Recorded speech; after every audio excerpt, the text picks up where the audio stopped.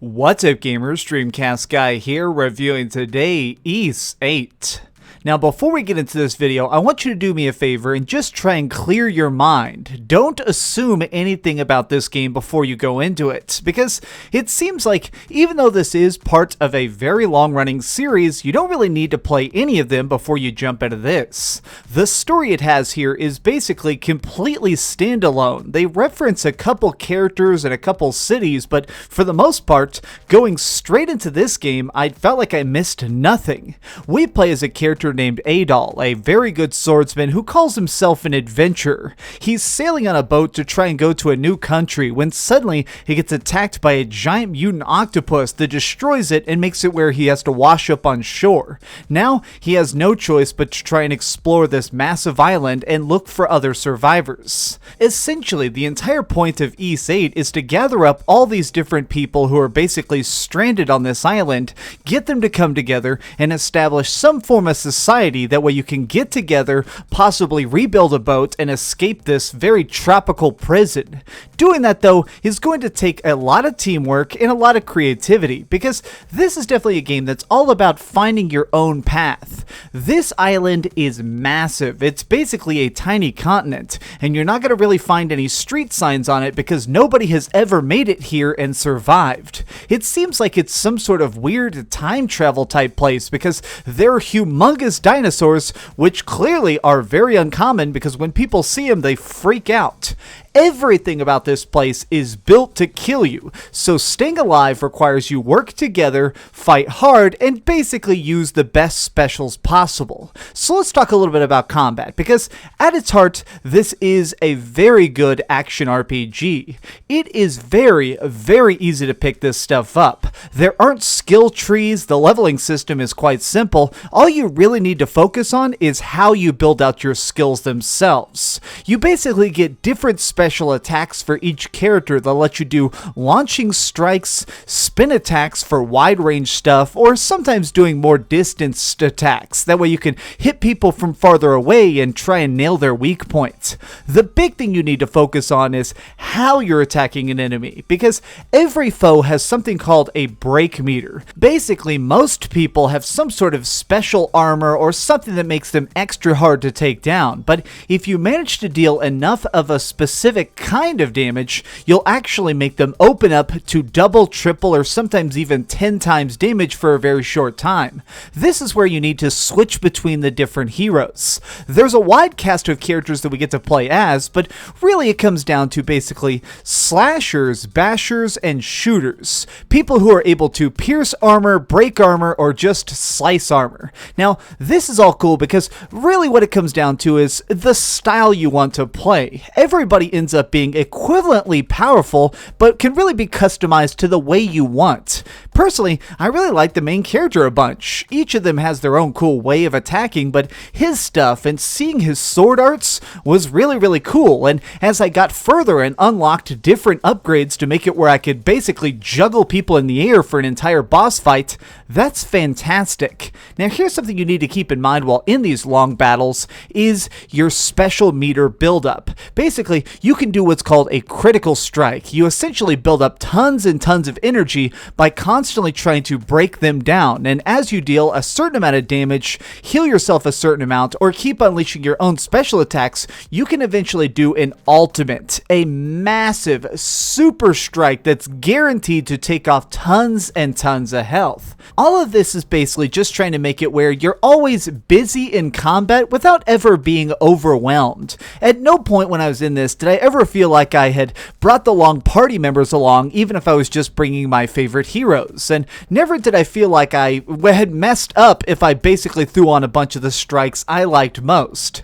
I think that this game at its heart is very easy. I never died once in the entire game because they shower you in health items, you get stronger bigger quickly, but you definitely need to keep in mind how you're building up your base, because that's going to be a big part of your structure. That's going to be a big part of how your party is going to behave specifically. So throughout this adventure, you're going to be coming across all sorts of different survivors, the people who are now washing up on this island. Some of them just happen to be blacksmiths, people who can craft armor, accessories, or sometimes just people who have particular skills like a talking parrot who can alert you when your base is being attacked.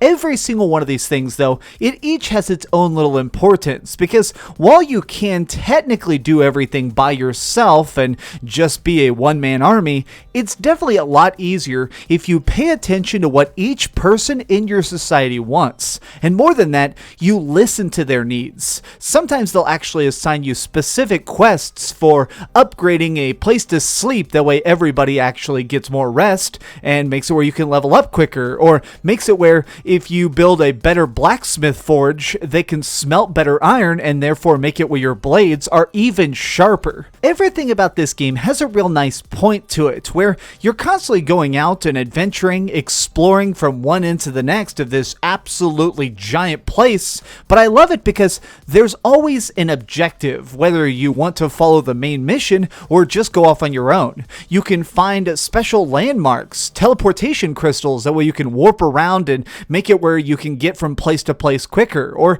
just explore a random pitch dark cave like I did right here. I happened to just stumble upon this, and it was full of all these weird mushroom mutants, and by trial and error I managed to memorize where all these holes were, and when I got to the back of it, there was this huge special room filled with ultra rare metal that I managed to use to dramatically upgrade my character and smelt an all new set of armor for each and every one of my people. Now, that's what's so cool about this, is there wasn't a specific mission marker telling me to go there. I went there and made my own story. And that's kind of what keeps happening. As you get more people back in your village, it makes it where you can go further on the map, because basically they all work together to break down different stuff. If there's a huge boulder in the path, they'll work together and push it out of the way. And as you build up even more people, you can go further and further from your original campsite.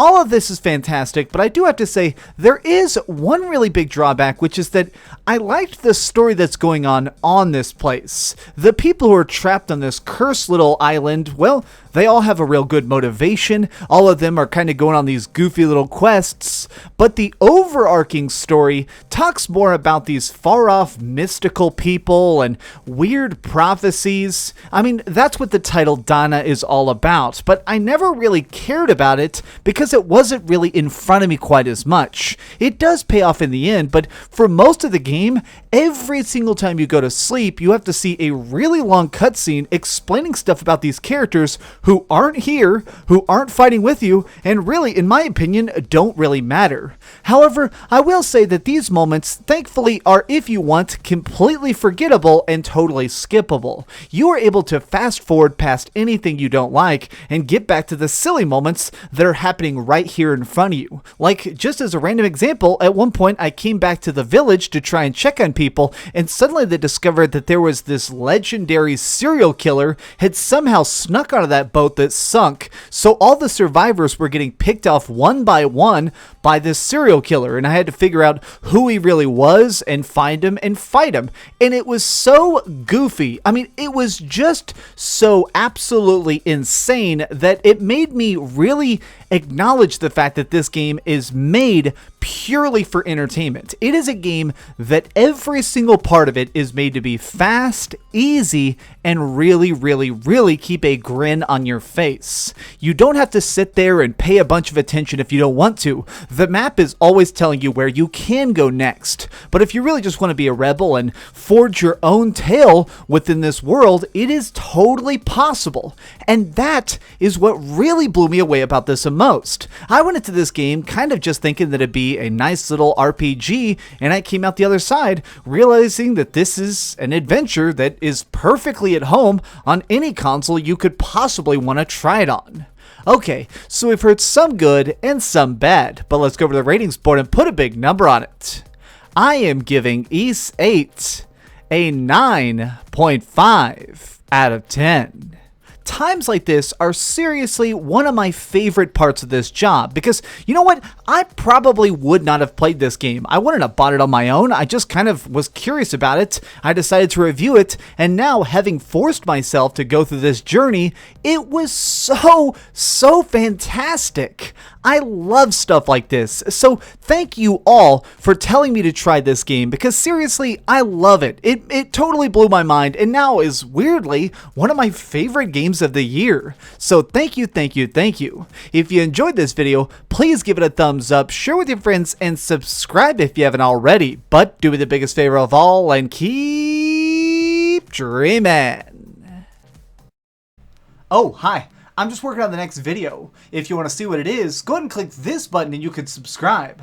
Also, if you click these video links, you can see my latest review and my latest top 10. Now I'm just going to sit here for a minute and wait for you to subscribe. Oh, I guess I could put on these giant glasses. I literally found these on a roller coaster.